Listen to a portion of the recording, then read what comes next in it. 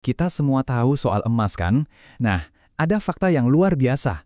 Gaji seorang perwira Romawi dalam bentuk emas 2000 tahun lalu ternyata nilainya hampir sama dengan gaji Kapten Angkatan Darat AS zaman sekarang.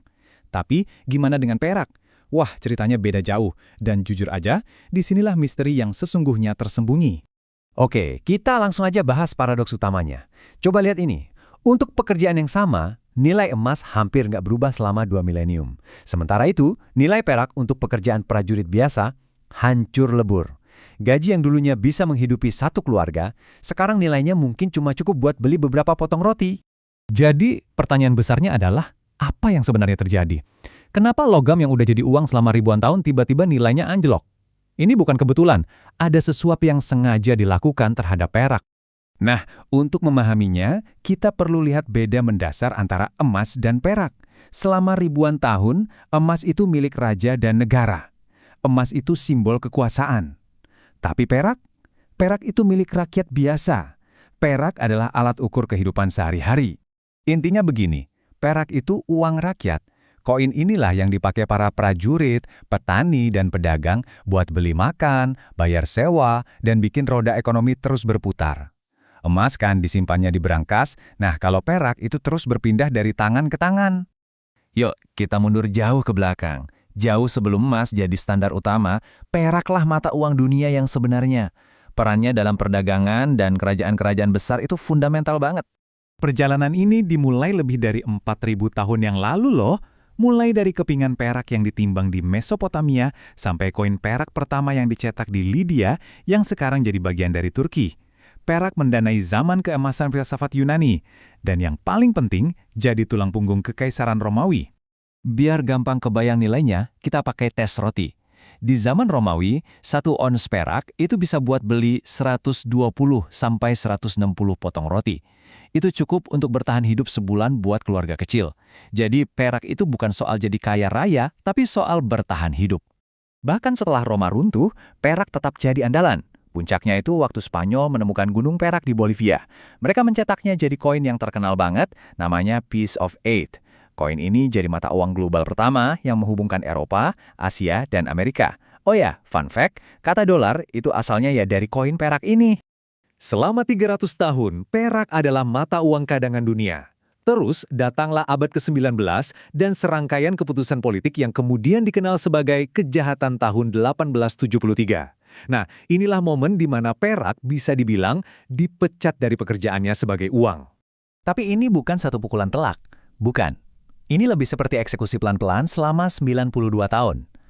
Semuanya dimulai tahun 1873, saat Kongres AS diam-diam menghapus dolar perak dari peredaran.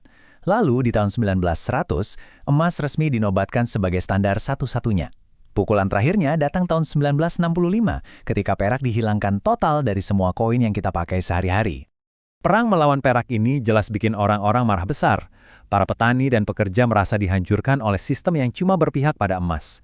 William Jennings Bryan berhasil menangkap kemarahan ini dalam pidatonya yang terkenal, menuduh para pendukung standar emas sedang menyalibkan umat manusia di atas salib emas. Ini pertaruhan politik yang sengit banget. Jadi, politik berhasil membunuh perak sebagai uang. Tapi kemudian, sesuatu yang aneh terjadi. Tepat saat perak berhenti jadi uang, perak justru jadi lebih penting dari sebelumnya, tapi dengan cara yang benar-benar berbeda.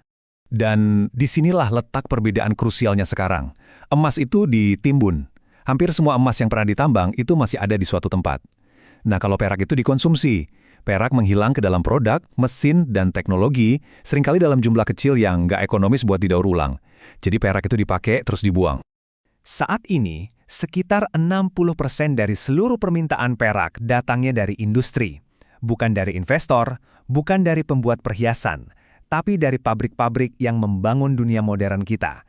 Ini adalah pergeseran fundamental dalam sifat perak. Kita ambil satu contoh aja ya, panel surya.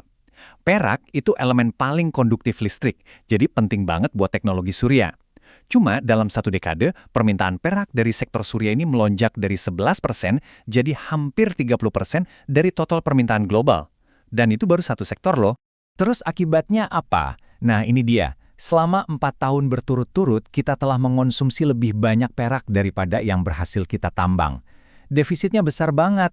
stok yang ada terus dikuras buat menutupi selisih ini. Tapi ya, stok itu kan nggak tak terbatas. Nah, ini membawa kita ke kesimpulan dari cerita ini.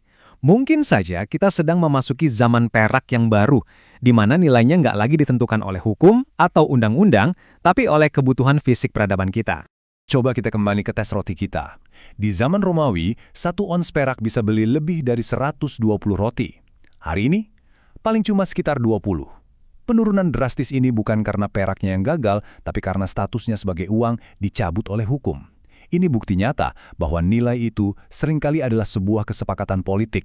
Jadi, kalau kita rangkum, perak ini udah melewati 3 fase berbeda. Pertama, sebagai uang kuno yang membangun ekonomi dunia. Kedua, sebagai sumber daya kritis yang tak tergantikan dalam teknologi modern. Dan sekarang sebagai bottleneck modern, di mana permintaan dari panel surya, mobil listrik, dan AI semuanya berebut pasokan yang semakin menipis. Jadi inilah poin utamanya. Dunia memutuskan kalau perak bukan lagi uang. Ternyata ekonomi modern kita malah nggak bisa berfungsi tanpanya. Nilainya kini nggak ditentukan oleh keputusan pemerintah, tapi oleh hukum fisika. Perak berharga bukan lagi cuma karena langka dan indah, tapi karena peradaban abad ke-21 bergantung padanya.